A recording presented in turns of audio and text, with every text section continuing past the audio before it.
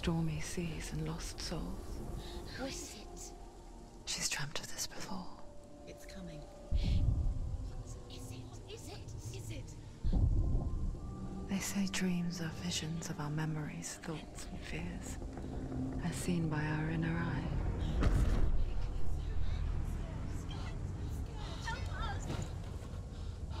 But what if each one of us is always dreaming, even when awake?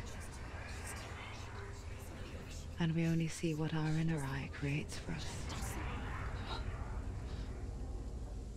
Is this what hell is? A world shaped by Senua's nightmares. Maybe that's why people fear seeing the world through her eyes.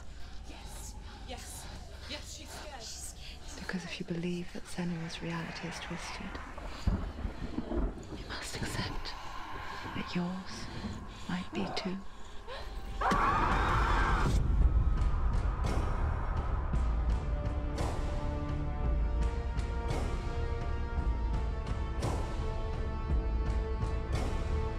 Hellblade: Senua's Sacrifice is a video game about Senua, a Celtic warrior on a vision quest into Viking territory.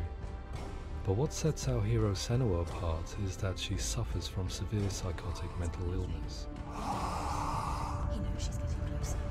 He can feel her coming closer. She's getting closer. They're watching. The original idea for Hellblade was to create a classic hero's journey, a journey of suffering, but one where the fantasy world is not another planet or alternate universe, but a world that is constructed in Senua's mind. But to do so would mean putting psychotic mental illness at the center of the experience, a subject that is still considered taboo, and a challenge that was both terrifying and exciting in equal measure. In Hellblade, the starting point was a newly discovered Celtic goddess called Senua in Ashwell, Hertfordshire. When first discovered, her name was thought to be Senua, a name which I liked and kept.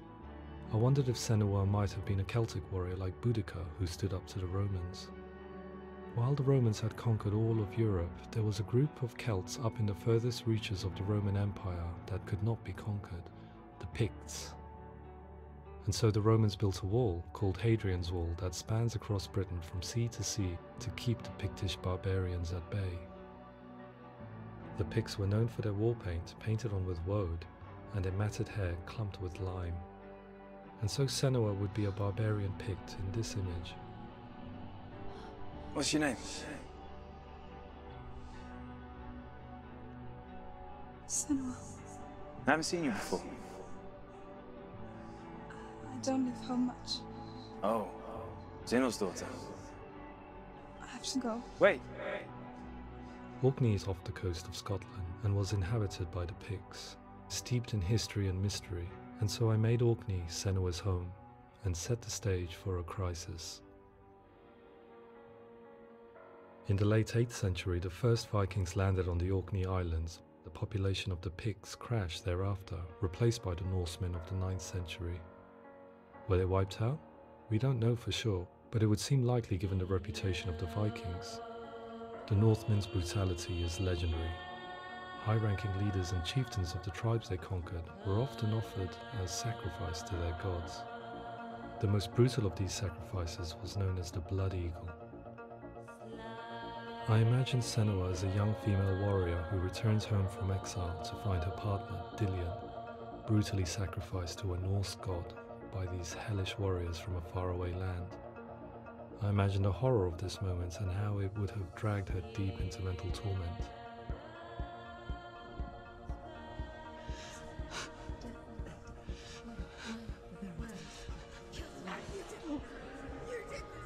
No!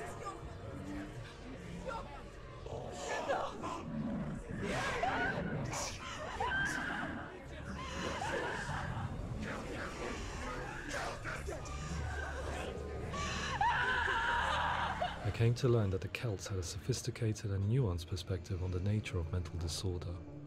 One term they used was gelt. A gelt is a man or woman who has been driven mad by a curse, battle trauma, or grief. The gelt would take to a life in the woods in search of penance, punishment, and purgation. And so Senua became a gelt, cursed by darkness, looking for redemption in the wilds. Another word the Celts used in reference to mental disorders was druth, meaning fool, or Liar. one who utters the words of God. They tell of the mad sinner who flees battle into exile and takes on a beastly nature, growing feathers on his body. The character called Druth in Hellblade is based on a little-known person called Findan, an 8th century Irish Celt who was captured and enslaved by the Vikings, but eventually escaped to Orkney where he became a monk. I will tell you my stories of hell, if I may walk with you. Upon meeting Senua, it would be his stories that fuel her quest deep into their world of gods. The Northmen say the world will come to an end. The sun will grow black, the earth will sink into the sea, the stars will disappear, fire and water will meet, flames will play against the sky, the heavens and earth and all the world will be burned, all the gods will be dead, and the warriors of Valhalla and people everywhere. Senua, prepare yourself for Ragnarok, for it is nigh. So the stage was set for a new adventure, a journey into the Norse underworld called Hell, a vision quest fueled by madness and myth, a fantasy that was created by Senua's own mind, and one that we would experience through her eyes. This is your mission. This is your quest. There is nothing else left. To make a game about a warrior with psychotic mental illness as its central theme was fraught with danger. Mental illness, such as psychosis, is still taboo and rarely acknowledged in a century of cinema, never mind the new medium of games. Where it does feature, it often conflates psychosis and psychopathy associated with a lack of empathy. It is unfortunate that these two words sound so similar that they are used interchangeably in media. I must admit that I didn't have to look very far to discover my own ignorance of the subject. So we reached out to Paul Fletcher, psychiatrist and professor of health neuroscience at University of Cambridge. Psychosis is a descriptive term, and it refers to having a loss of contact with objective reality. So it's characterized by two main sets of symptoms. One of them is hallucinations, where somebody experiences perceptions when there is no actual objective thing out there to perceive. You're already dead. Who are you? And the other is delusions, where somebody comes to very often bizarre, unpleasant, frightening beliefs when there's no good evidence in favor of them. There's no doubt about it. The source of the darkness is in Helheim. And the goddess Hela holds his soul there. We reached out to Welcome, a biomedical research charity that spends billions on research and awareness programs aimed at improving health. Mental health hasn't always been presented in the media in a way that is particularly helpful. It can be challenging to engage people with the subject matter, and there are a lot of preconceived ideas about mental health, and particularly schizophrenia and psychosis. So we hope our support allows the team to continue to collaborate with Paul Fletcher and with those who have experience of psychosis to create a game that provides a fresh perspective on the condition and allows audiences to engage with it in a way that just wouldn't be possible in any other medium. What started out as a brief consultation convinced me that we were only scratching the surface of an immensely deep and interesting subject that could enrich and change the very nature of the game. That's cool. Thanks so much for coming here. Pleasure. Thanks. It's really interesting for me. I'd love to be involved. It's fascinating. Absolutely. Our understanding of psychosis is still very much a mystery, and ways of treating it are still primitive compared to physical illness. After all, it is easy to see the pain and suffering caused by physical diseases or physical trauma. It is not so easy to see the mental suffering and trauma of severe mental illness. But what if we could find a way to see it? Games are capable of drawing you in for hours on end, playing the role of a character who is different from you, experiencing their perspective, and actively involving you in a world that functions with a different set of rules. That voice is not a kind. Use that voice. Calls you to your death. It's an evil voice. If we were to represent Senua's psychosis, we would have to simulate voice hearing, a common attribute. But how can we simulate something we have no first-hand experience of? Professor Charles Fernyhough, a leading expert in voice hearing from Durham University, offered his help. Hearing voices is an experience that is usually associated with severe mental illness, and crucially we know that hearing voices is a part of ordinary life for many people who don't meet the criteria for mental illness. Yeah. Oh, that's not him in real life. We know voices vary according to where they appear in space. Voices can appear far away in the distance, they can appear right there in your ear, they can seem to be coming from inside your head. Based on the information Professor Fernie Ho provided, I put together a sound brief and invited some actors to the studio. We recorded the actors using a binaural microphone, which records the 3D spatial position of sound, replicating the way sound is heard by human ears. It gives you an incredible sense that the person you are listening to is right there beside you. Can't see how she's going.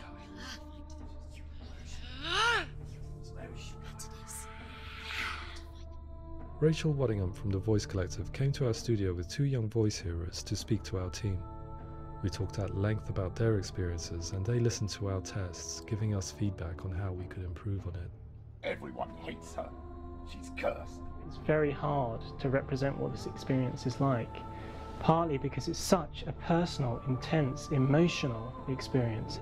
It's testament to how Ninja Theory have been listening to what the researchers are saying, but also, crucially, listening to the experts by experience. What they've come up with is so compelling. It's by far the best representation I've heard of what these experiences are like.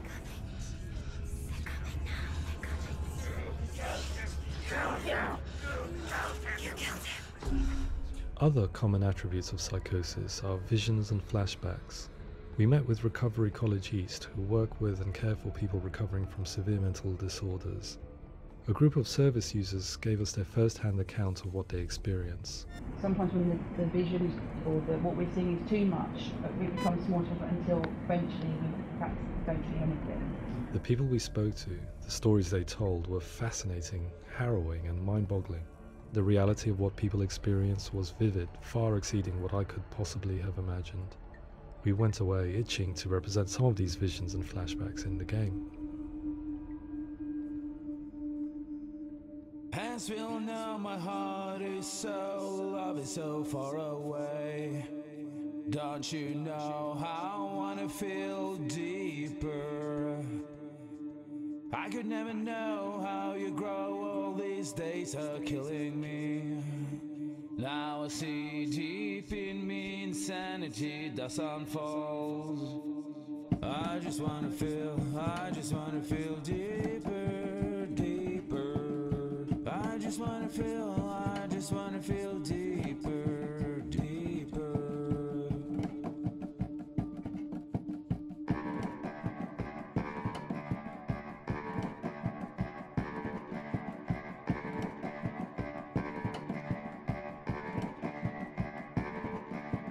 As we all know, my heart is so, love is so far away.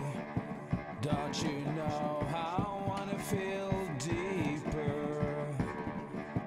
I could never know how you grow, all these days are killing me. Feel like this, read like this, I just wanna live, that's all. I just wanna feel deeper, deeper. I just wanna feel deeper, deeper.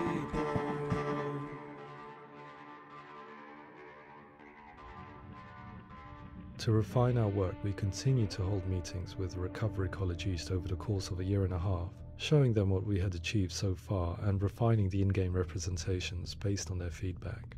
With their help, flashbacks, visions and changes in perception were woven into the story and gameplay of Senua.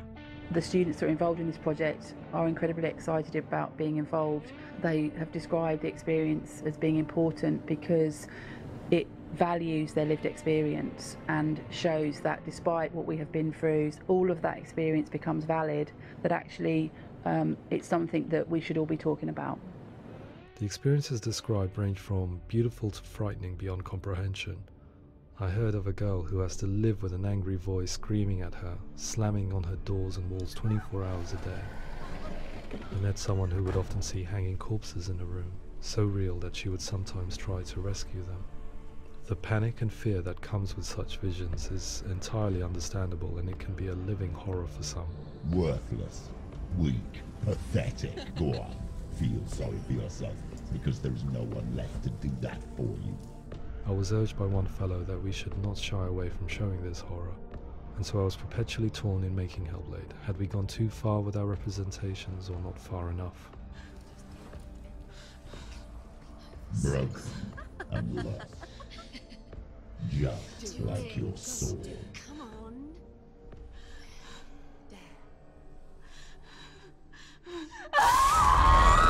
In some ways, voice hearing and visions were the low-hanging fruit, so to speak. There's another aspect of psychosis that is much harder to explain, but one that I think video games are uniquely able to represent, which are often called delusions. People begin to see patterns in the world. They begin to link things that most people wouldn't link. Most of the things that we might think would be coincidence or, not worth commenting on. Nevertheless, that might have a particular salience or importance for them. One individual described how everyday words, sounds, colours and objects were steeped in meaning to him, forming a strange and sinister puzzle that he was determined to solve but could not quite get to the bottom of. It's not just brain dysfunction. It's not like the system shut down. It's actually an incredibly creative process. The person creates a world populated with voices and phantasms and terrors, and they're completely immersed in it. They believe in it. We often invite people into the studio to play the game. In one of our playtests, they played through much of the game, making associations between runes, secret messages, and the threat of darkness that stalked them. There are many things that happen in the world of Hellblade that make perfect sense within the context of Senua's mind. The dark rot that's killing her slowly from within, the secret runes of the gods that block her path to Helheim, and strange associations that exist in the game to confuse you. To complete Senua's quest, you have to internalize and accept the logic and meaning behind these things to progress. Afterwards they said that they didn't see much evidence of mental illness in the game. People with delusions of all sorts would argue the same thing, that they are not aware of their experience being abnormal in any way. I need this sword. It's important. Representing perception changes and thinking patterns within Hellblade gives us a set of symptoms common in psychosis. But people with lived experience were keen to emphasize another point, that it is wrong to define a person by their symptoms. Quite often, the illness comes not from the symptoms, but from the stigma, isolation and mistreatment that comes about from the rest of society. They say that I'm cursed. What if they're right? I needed someone to portray Senua, someone who could believably internalize her suffering.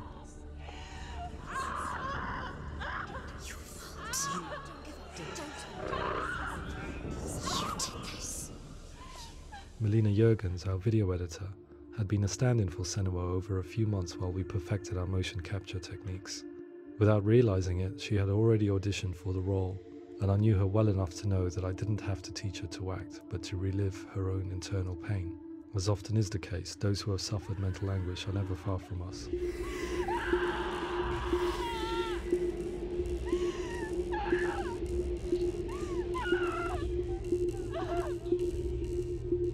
My hope is that by creating a compelling and aspirational character in Senua who feels very much real, albeit in a fantasy setting, we can provide a lens into her reality, a different one to yours, and this is where storytelling comes into play.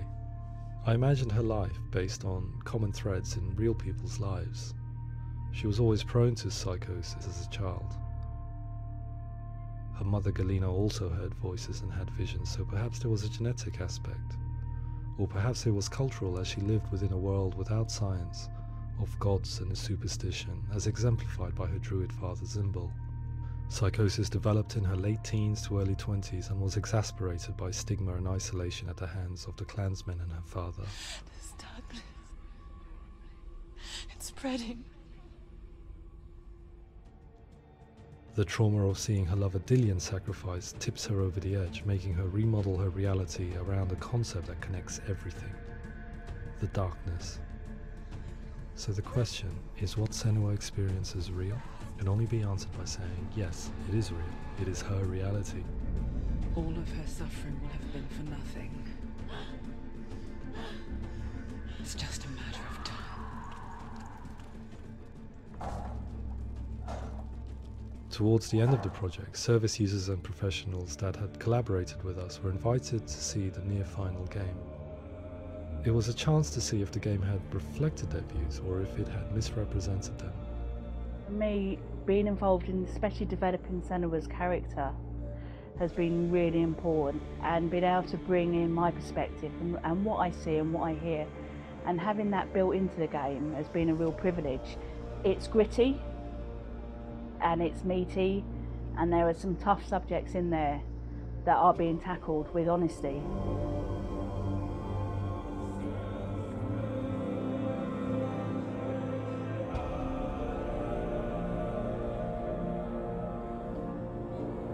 I was blown away by it today, absolutely blown away.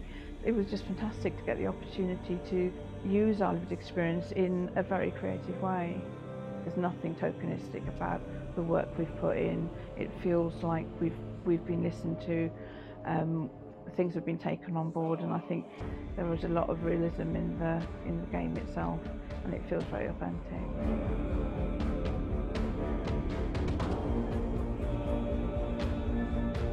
Hellblade will give people a good experience of what it's like to hear voices and have those experiences. I'm glad that the guys at Ninja Theory kind of asked us to come along and help them build an experience that's positive when it comes out, and get myself a copy and have a go.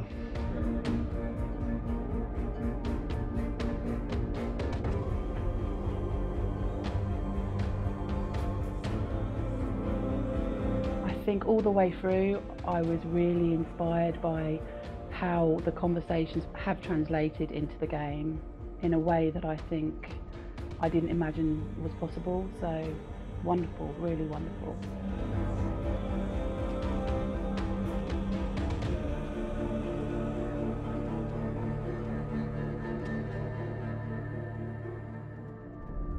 I really hope that others will follow the lead they've set and use the power of something like a video game to change people's perceptions, to increase understanding, and ultimately to make some of the stigma around voice hearing and other experiences go away.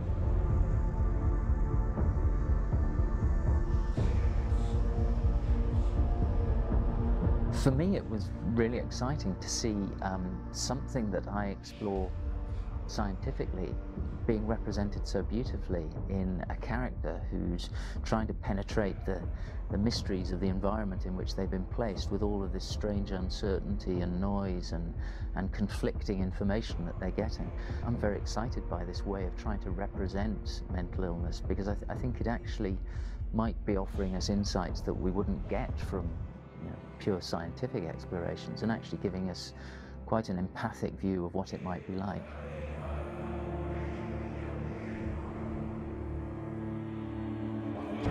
Mental illness has been with us for as long as we have been on this planet, but why? Why hasn't evolution stamped out this weakness from within our gene pool? I often pondered this question until I realized that the question had an inbuilt flaw.